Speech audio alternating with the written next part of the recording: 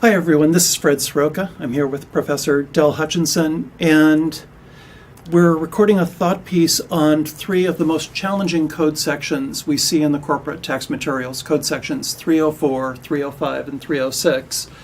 Fred, I think it's important we do this. I've been teaching this corporations class for years, and I have to tell you, students have trouble with all these statutes. And, I think the reason is because the Congress has put together this structure that it's not really necessarily internally consistent, and it's very structurally rules-based, trying to get to small potential abuses that the Congress has identified. And what it really makes is for confusion for the student, and maybe for you as well in your practice or what have you. So hopefully our conversation today will be helpful to you to try to sort some of this out. Right, and not to substitute for going through it methodically in class, but to stand back a little bit and say, how did we get these crazy complex laws? What is the background behind it, and when should we watch out for it? That's the goal of this recording. So Fred, how did we get these crazy complex laws, and how should we figure this all out? Well, you and I have been practicing for a long time. I think I started in the 1970s. Individuals paid 70% tax rates. Corporations paid 48% federal tax rates. And if you took dividends out of a corporation, let's say a corporation earned $100, boy, corporation pay $48 in federal tax. You might have $52 left, but boy, then if it paid it out as a dividend, you'd pay a 70% tax on that. That's almost $36. Basically, the government took the overwhelming amount of corporate profits. That scared people so badly, they said, we just won't pay dividends. We have to find some way to avoid that horrible double tax.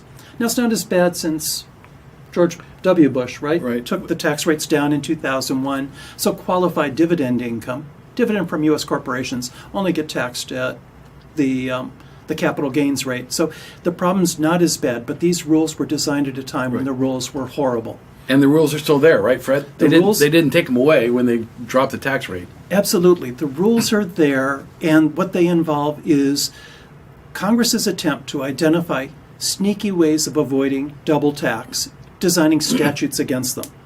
But let's begin, Del, with the basic way that small corporations try to avoid double tax, which is unreasonable compensation. Just at December 31, the company takes a look at how much money they made, and they write a check called a bonus to the founder, CEO, and sole shareholder. And if the check is for the exact amount of the profits of the company, if it isn't determined based on services, it's pretty scary. The IRS has been pretty successful at coming in and saying, sorry, that's really a dividend. The corporation loses the deduction, and the shareholder winds up paying tax, maybe at qualified dividend rates, but there's probably a bunch of penalties, other bad things, no matter what. Unreasonable comp as a form of trying to pass dividends out is what most of our students have seen in everyday life with small companies. And since I started practicing right around the beginning of the 80s, I've worked with many small companies, and it's just basic to small companies. They're all trying to figure out a way to avoid that second level of tax, and whether you don't necessarily think about it, in sort of a code section way that we think about it, but that's still what they're trying to accomplish. Now, some people get creative, and they'll lease property to the company, or they'll come up with something other than compensation to try to extract some of that potential otherwise taxable dividend income from the company. And of course, a fair market value lease of property to the corporation can work. Other types of transactions can work, but they have to be carefully structured. And again, if the amount that's paid is in excess of value, then it doesn't work. Exactly. And we see an awful lot of small companies just make an S election to get rid of the issue so that the income flows through. Let's, though, talk about the fancy things corporations did to try to structure a transaction so it kind of sort of takes the place of a dividend. It winds up with the same economic result as a dividend, but you get return of basis or capital gains. Those are all the transactions in stock that these three statutes are designed to catch. And Del, could I ask a favor? Could you begin with the really basic stuff? What does Section 304, what's it aimed at, and why was it designed? Right. Who does it hit? Well, and is it readable to start with? Folks, I have been teaching corporations for years, and I will say that Section 304 is a statute that gives my, at least beginning corporate students, probably the most difficulty of all the statutes we cover. So what is Section 304? So as you can see in the slide, 304 tries to take a situation where if you have common control of two corporations, whether they're brother, sister, or also potentially a parent subsidiary arrangement, that if one of the entities sells stock to the other, that the Section 304 treats that transaction as potentially a distribution of stock rather than a sale of stock, which would be treated as a capital gain transaction. Got it. So Al could have, in this example, just taken a dividend out of B Corp, right? And then he'd have some money in his pocket, and it'd clearly be a dividend. Here, instead, he takes cash out of A Corp, and he gives A Corp B Corp stock. But what the heck? Al still mostly controls the same assets. He's got cash in his pocket. So Congress said you're kind of in the same place as if you'd taken a dividend out of B. Right? And if Al owns both corporations 100%, then he's definitely in the same place because he's still got 100% of both corporations. And so actually, you step back from this particular statute. It's necessary that we have this because otherwise, the transaction itself is structured as a sale or exchange. We know that if we have a sale or exchange under the tax law, we treat that as a capital type transaction. So we have to be able to look through that, and smart taxpayers and their advisors figured that out long ago, and that was the genesis of Section 304. But 304. Even today, we had the rates change, which Fred mentioned earlier. So, 304 doesn't have quite the clout because you're not getting that great difference benefit of the rate. But still, if you have significant amounts of bases, you still might be getting a very significant pop coming out of selling stock where they're not Section 304 to create this deemed dividend. Right, and Del, the point to catch early that will repeat itself in the later statutes is the innocent bystander problem. So I agree with you completely that if L owns 100% of both A and B, and he, instead of taking a dividend out of B, he takes the cash out of A and gives it B stock, economically he's in the same place. But this statute says it applies even if Al only owns 50%, not even 51%, but just owns half of the corporation. And so Al might not really be doing a transaction that was intended to look like a dividend, but this mechanical statute says, sorry, you look too much like the other really bad thing, so we're going to attack you also. So, and by the way, and that's a really important point that I was planning to step into now. This statute is a trap, and because just that type of situation, you didn't have this great plan to figure out, I can avoid dividends by doing this cross sale. You may have some other complete business purpose altogether, but nevertheless get sucked into Section 304. And if you don't believe me, I'm going to give you a citation to a case here, which is called the Niedermeyer case, and it's a tax court case from 1974. It's a fairly easy read, but it shows in a situation where not the best planning and certainly not the best advice. These people fell directly into 304 and had a very unhappy result. Niedermeyer, tax court, 1974. Right, so if Al's name were Niedermeyer, he'd be dead on arrival, and the fact that his facts are similar, he's going to get the same mechanical result, right? Right, exactly. Got it. So let's move forward to the next slide, slide 4, and let's talk a little bit about stock dividends. Again, we can have a perfectly normal transaction. Let's assume that we have a corporation and we just want to recap it. So Del and Fred own all the stock, or I guess Al and Bob in this case own all the stock, but we each own 1 million shares and we want to own more shares. So we say, let's give ourselves another 9 million each. That's 10 million shares. Well, the basic rule under that really old Supreme Court case, Eisner v. McComber, you should have had that in your TA 318 materials, says all you're doing is you still own the same pizza. You're just slicing it into smaller slices. So there shouldn't be any income if all you do is have a ratable distribution of additional shares of ownership in the same corporation. 305A puts that into the code. So the basic rule is if all you're doing is giving all your shareholders more shares of the same stuff, they still own the same relative percentage of the underlying corporation. That's not going to be treated as a dividend. Well, darn, as soon as 305A sets that out, Now we see tax lawyers design fancy transactions to look like all it is a tax-free dividend, however to be, instead to hide the fact that we get cash out. So here on slide 5, what we do is we have Al and Bob go into the same kind of transaction as we just saw that would fit under Eisner v. McComber, which is they're both entitled to get more shares, but there's a shareholder election allowed. Al chooses, instead of taking shares, to take cash. The mere fact that he's got that choice made Congress mad, right? Because it looks like all you're doing is slicing your pizza smaller, but instead, Al is taking money out, and Congress says, really, we ought to think of Bob as taking money out, having to pay tax on his dividend, and then buying the new shares with his after-tax dollars. That's what 305B1 tries to do. So, and it's interesting. Really, the key to 305, folks, and this is not that hard to at least to get to most of 305B, is you look through the various exceptions, paragraph 1, paragraph 2, paragraph 3. It's, the common theme is, has there been, through whatever machination that the taxpayer and the providers have done, has there been a mechanism where the common ownership shifts by virtue of the transaction?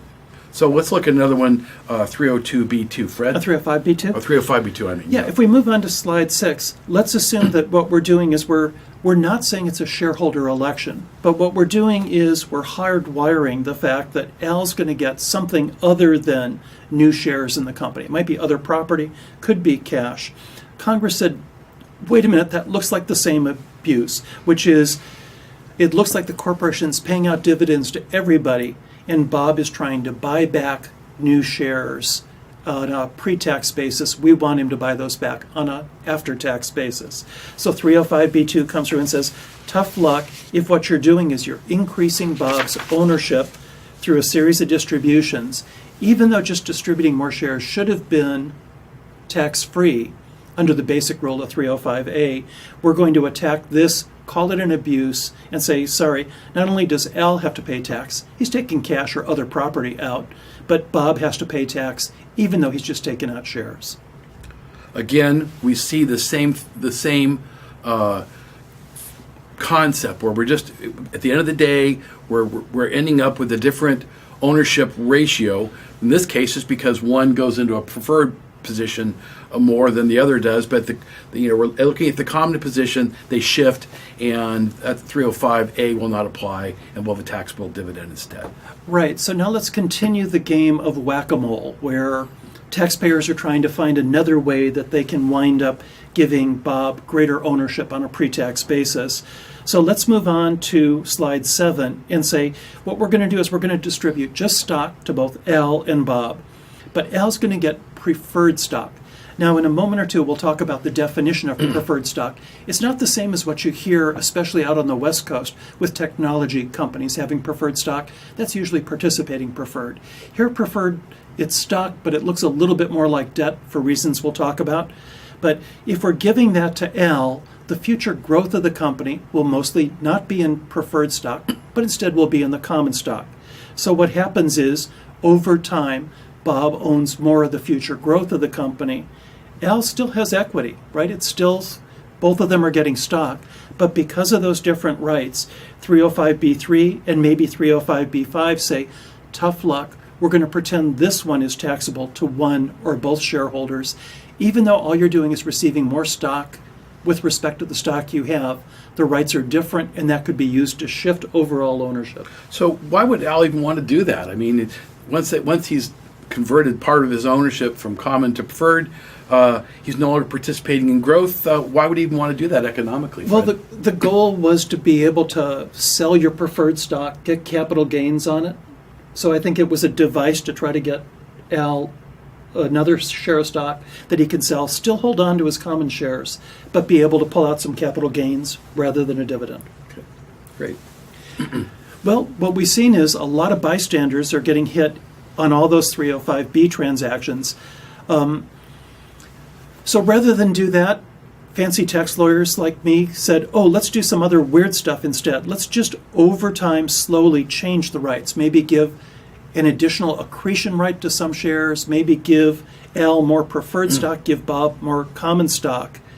And through doing that, again, we can gradually shift overall ownership of the future growth of the company away from Al toward Bob. That gives Bob the ability to reinvest on a pre-tax basis if we didn't have these anti-abuse statutes. And it gives Al something that he can try to sell off to get capital gains rather than dividend income. And along comes Code Section 305C that says if you're changing redemption or conversion rights, boy, that looks like it might be a dividend as well, but we're not going to tell you exactly when it looks like that. And we also have to deal with 305B4, which says that if Al receives anything that's in the way of a distribution, he's probably going to have to pick up taxable dividends. So how do we deal with this as providers? We've got something like 305C, which looks at any changes potentially. I mean, just maybe if you're redeeming one of the original owners, because, for example, the original owner wants to retire, concept, and the son or the daughter is going to continue in the company. How do we advise them with respect to issues under 305C? It's scary. One thing that I tended to tell staff people when I was a partner with my old Big Four firm was if they ever want to scare the partner and the manager in a meeting, simply look at any corporate fact pattern and say, isn't there a 305C issue there? And watch everybody get nervous because it blindsides professionals very often.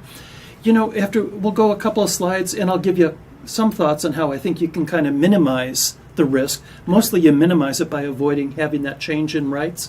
And if you can have participating preferred stock rather than preferred stock, you can achieve some of that. So I think there are things you can do. Mostly it's spot the issue up front. Try to make sure that as you play with corporate ownership, especially, Del, you were probably talking about the typical recapitalization to try to freeze dad's estate, right? Right. Yeah, it's scary that you get estate planners in.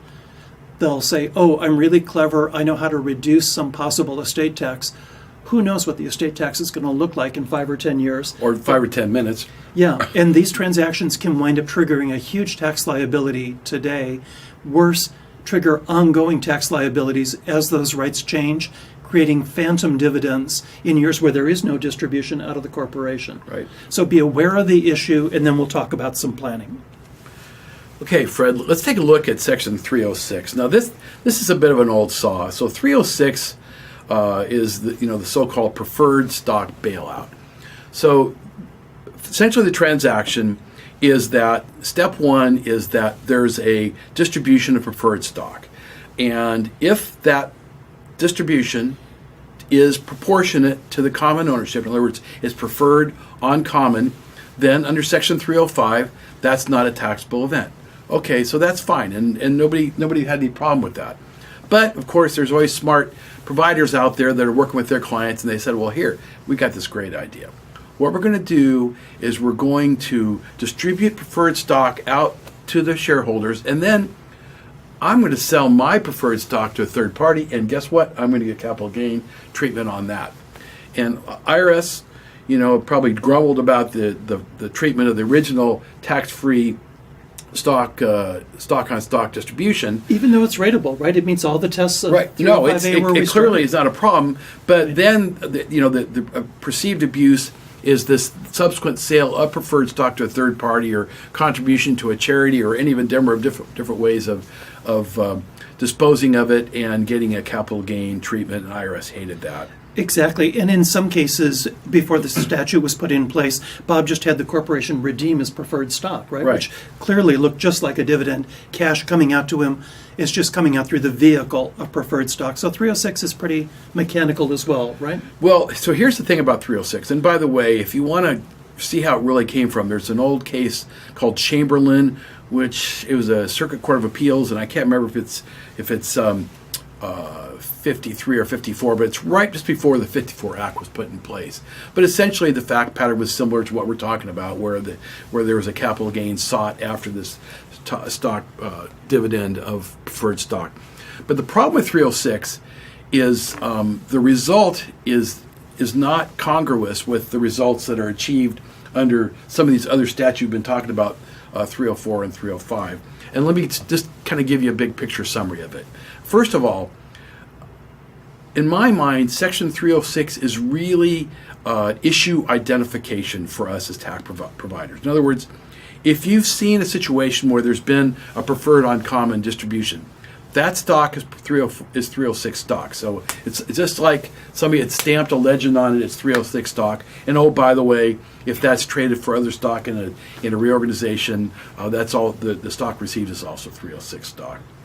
But once you've identified it as 306 stock, then you have to go back to the code once that 306 stock is disposed of, which could be 20 minutes later, it could be 20 years later. And this is where it really gets tricky, because once that's disposed of, you look at it from two different possibilities. One is if it's redeemed back to the original company, and two is if it's sold to a third party. And the redemption is pretty simple to deal with, but it's when it's sold to a third party that it really gets difficult, because you have to take the amount realized in that transaction, break it into three pots. And the most tricky part about that is you have to know how much the ratable share that would have been a dividend at the time of the distribution of the 306 stock originally would have been a dividend if it were taxable at that time.